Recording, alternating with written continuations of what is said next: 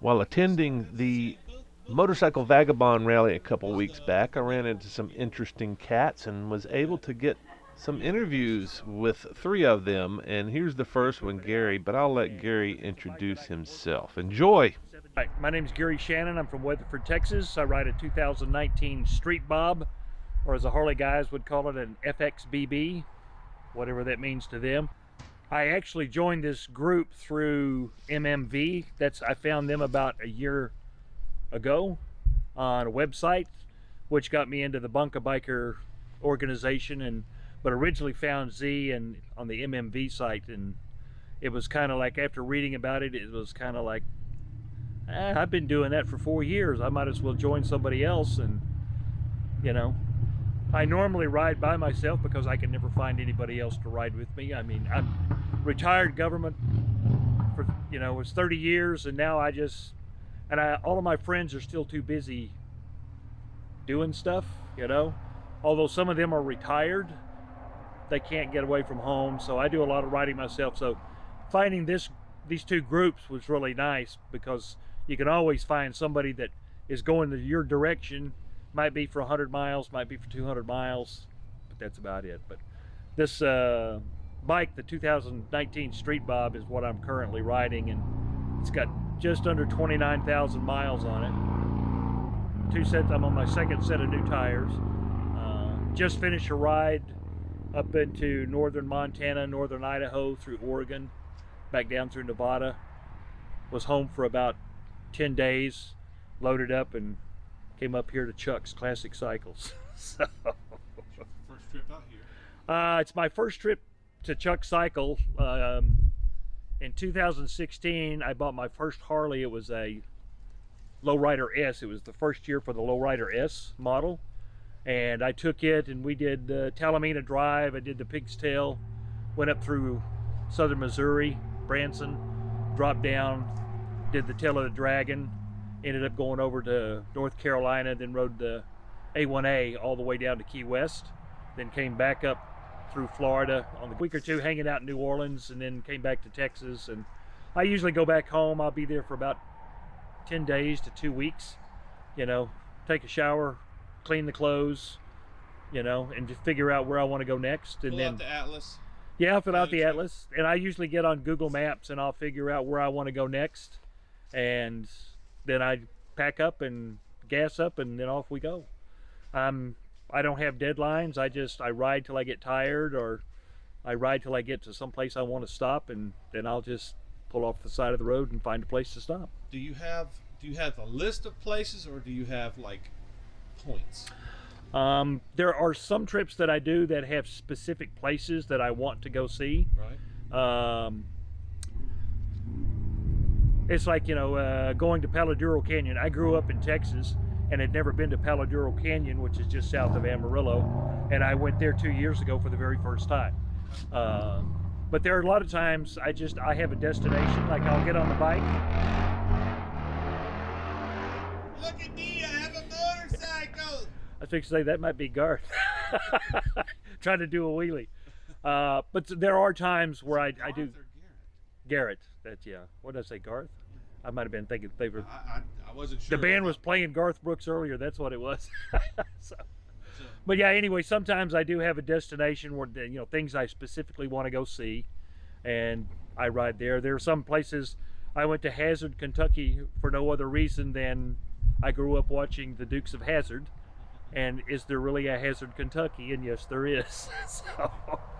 But it was a great ride because I got to go down through the Crockett National Forest, and it was a beautiful country. And a lot of times, I am a fly fisherman, and I normally take my kit with me. And like on the last trip up through Colorado, several times I just pull over and stop, and I'll fish for a couple of hours and get back on the bike and ride till I find another place to stop and fish. And it's all, I just take it as it comes. So I'm not, like I say, I'm not in a hurry. I have a friend that I call an AB rider. He wants to get from point A to point B as fast as possible, and never stops to, as you say, get the story. Right. So I'm just the opposite. I'm looking for the stories. Sometimes it's just an old house. Yep. And I will sit there and I take videos from time to time, but I'll sit and reminisce about who built this house, when was it built, and I always fascinate about when I go through certain parts of the country is like, imagine the first settlers that came through here the very first time, you know, the first European to set foot in this part of America. It just always boggles my mind, what was the view for them back then, you know? Because I look at it and I'm in awe of some of the sights that I see, and I can only imagine what they must have been thinking seeing that territory for the first time as an experience. So that's kind of the way I look at it. I enjoy every ride I do. I don't get in a hurry. There have been a few times where I've had an emergency come up where I've had to make a beeline back home, and you ride for 19, 20 hours to get back home because you've got an emergency that came up, but very seldom does it happen. And it's just kind of like, when I'm ready to ride, I get up and go, and if it gets too cold up here, I head down toward Mexico, and sometimes go spend time down in South Padre on the beach. A lot of places are really nice down there. A lot of time in Big Bend. It's beautiful. You can get lost in Big Bend. It's beautiful down there. So how far south in Mexico did you tell me that already? I've been down through Baja, and it's taken the ferry from La Paz over to Mazatlan. It's about a 13, 14-hour trip, I guess. But that's nice. But I've only done that once, and a friend was with me when we did that one. But I enjoy going down through the Baja part of it. It's really nice, never a problem. As long as you're 100 miles south of the border, it's totally different. So, but I am thinking about doing a trip down into South America. Find a way to get across the Darien Gap, and then just ride it. I'd love to kind of do a perimeter around South America. You know, come back up. I think that would kind of be a cool trip to do. So sounds like a cool trip to me. Yeah. Well, yeah. Next, when you're ready, let me know. And I got a passport. That's about as far as I've got. That's all you need. All you need is a not passport. just that, but there's nothing special about my motorcycle. I would consider buying and selling. You know, buy one, outfit it, and do the thing, and then take my best guess on. I have a friend of mine that's got a old 750 Yamaha that he rebuilt. He was going to turn it into what they call a street racer, like an old flat tracker. And he never finished it. So I'm thinking about talking to him of buying it and turning it into an adventure bike, and then equip it out. And because it's a bike that I can work on. It's a 76, I think. 76 what? It's a 76 Yamaha 750. And points. it has a carburetor. It's a it's a kickstart. 750. That's a 4-cylinder. It's a Jeez, yeah, 4 carbs. Yeah. Oh. It's a lot of adjustment when you go into the altitudes. I do have to admit, not just that, but you're adding points in there. Yeah. Oh. But at least I can work on them. On the Harleys nowadays, or a lot of the bikes now, if you're not a computer tech, You can find over here? it was the best that I could. When I got here, that spot was way too muddy, and this had less slope than that. Okay. Now, if I'd have known those trees were here, I'd have brought my hammock. And I knew that this part of Oklahoma had trees, but I just wasn't aware of what kind of trees Chuck had, so I didn't bring the hammock. Now I wish I would have. So you're a hammock camper, and what did you tell me you camp in? I've just bought a Lawson. Lawson, and It's called a Lawson Flat Sleep. Okay. But I haven't set it up yet. Oh, I just got it like Wednesday before I left to come down here. I would never go try my new gear out. Yeah, before. yeah. I mean, I started to bring it just in case. I was going to bring this one anyway. Yeah. So what is this? This is a Gear Top 4-season. I just got the rain fly reversed because it's so airtight, you get a lot of condensation on it. So inside the tent stays dry. It just forms on the outside of the fly cover. So from time to time I have to take it off to let it dry out. Yeah. But it's a 2-person tent. I've been in the snow with it. It's nice and cozy. It's warm. I've never seen a 4-season up close. It's kind of nice. It's got little, what we call environmental flaps. So these actually lay on the ground and come out. Sit under the snow. Yeah, so if you're in the snow, you pile snow of it. For me, I just pile leaves on top of it and weight it down. It keeps the wind from coming in underneath. That's just one of the reasons why it gets so warm in there. You don't have any breeze coming up underneath. So you also, it gets very moist in there too. On the rainfly, it will. On the inside of the tent where I'm at, it's dry. The moisture is only out here on this, because this So can you open it up and show me what the inside? So there's no moisture, but you're still all steamy in there. Yeah, it's nice, and this has got a couple of vents on it I open up. Okay. So I got airflow coming through it all the time. Well, the last time I tried to sleep in like teens, it was like lower teens. I had a 3-season, and I just I just dropped all the vents, and it got, frozen.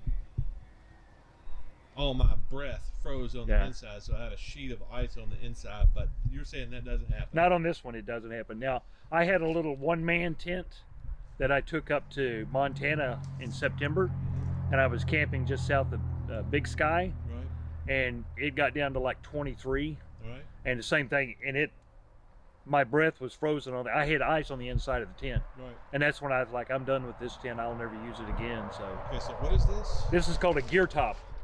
I got it off Amazon for like 90 bucks. Wow.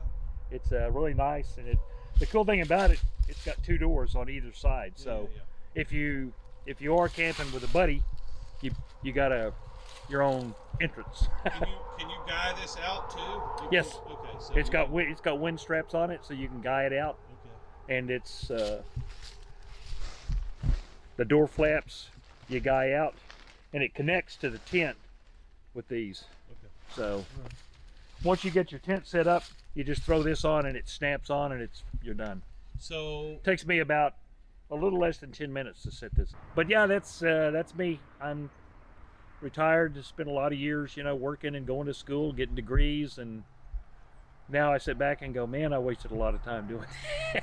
That's me. What time I wasted. Do you do bunker biker at all? Yes, I have. How many times? Like I say, I've only been with the bunker biker now for about a year, and I stayed with a couple up in Nebraska on my first trip of the season, which was late May, early June. A couple Murray and Carla in Nebraska. Yeah. And I tried to hook up with some other people, but our schedules were just either they were gone, or I was in the western part of Montana, and the couple is in the eastern part of Montana. So you were way ahead. It wasn't I'm in the middle of nowhere, I need a place to stay. I was planning way ahead. I was trying to plan ahead. Some people responded and some didn't. So there were a lot of times. I mean, I got a great help from what we call a blue dot. If you look at the map, you'll see what a blue dot is. So that they don't host anybody, but they can provide you information. So I called her and was looking for some dispersed camping spots around Vail, Colorado. She gave me several locations that are not on any map, and she was really, really helpful. She's got a GS that she rides around during the weekends and kind of finds spots. So I was really appreciative that she gave me a spot there was nobody at, and it was kind of nice. Well, that's a resource I didn't know was available. Yeah, it's what they call them blue dots. How many blue dots are there? There's quite a few on. I don't really know how many, but I know there's quite a few on there. You've run into a few. Yeah. And you've resourced them before, or just that one time? That's the one time that I've got their numbers listed. Like if I know I'm going east and I'm in that area, I may call them if I'm looking for specific things. Yeah, the bunker biker is really nice. I've read stories that people have never had a problem. Sometimes I actually feel like I'm imposing on them. I'm a stranger, and I feel bad for sometimes even asking, but everybody has just been overjoyed and more than happy to reach out and offer you a place to sleep. I've been doing this now for about 4 years, and I've learned some things from Scotty, a couple of tips that I picked up from him, like taking a shower at the truck stops, and how to ask the truckers for the shower tickets. And you've got the you said a dozen. Yeah, I've done it a dozen times. Tell me that story again. You learned this from Scotty? I learned it from Scotty Kearns, or Scooter Tramp Scotty. He had it on one of his videos. You go to the truck stop and you park your bike out where all the truckers can see that you're not some homeless person. And then you'll catch one that's coming out of the store, headed back to the truck, and you can just ask them, is like, hey, do you happen to have a extra shower ticket? They get shower tickets for filling up, like anything over 50 gallons, they get a free shower ticket. And most of the truckers, that they see who you are, if they've got one, they'll give it to you. You know, and then you go back in and you just turn it in, and you'll get a number from the clerk lady, and when your number comes up, you go take a nice long shower, and you feel good. You get back on the bike and go. And I've done it a dozen times and have never had a problem with it. The first guy you asked every time? The first guy I asked, his name was Solomon, and he was from Nigeria, and did not speak English very well. But I asked him, and he said, yeah, he said, I've got a couple of them. And he gave me 2 of them. And I used one at that truck stop, and then I found another one a couple of days later that I used. So it was really nice. And when you haven't had a shower in a couple of weeks, it's kind of tough to approach people. As Kevin Costner said in the movie Open Range, "Ma'am, we're a mite rank." that's after 2 weeks of not having a shower. You can only use baby wipes and body wipes so many times. After a while, it doesn't cover anything. So and the showers are good. Which do you have a favorite truck stop or no? Flying J Pilot is probably the best that I've used. TA is also pretty good, but I think the Love's Pilot is where I've had the most success of getting shower tickets. Okay. So, pretty cool. Yeah. No reason to not go without a shower. Yeah. If you're in Colorado and you want to brave the cold water, you can always take a shower or a bath in the stream. I have been desperate. So yeah. It doesn't take long to get that wash rag wet and a towel on you. So. You want to talk about your gear at all? You got anything special in there? No, this is a gear top. I bought this about 2 or 3 years ago from Amazon, and I had a 1-person tent that I've used because it was really small and lightweight. But it's not really functional when you're out on the road for long periods of time. If you get into bad weather, there was no place to store your gear. So I opted for a 2-man tent, and I got a 4-season, so I can be out in all kinds of weather. Is this a 2-man? It's a 2-man tent. It's wide enough. For a 2-man. Yeah. It doesn't look like it, but I've got my bedrolls on one side, and then I've got my backpack, and all the other stuff is on the other side, so I can keep it all nice and dry. I love it. But I'm moving into the hammock section. I'm becoming a hammock camper.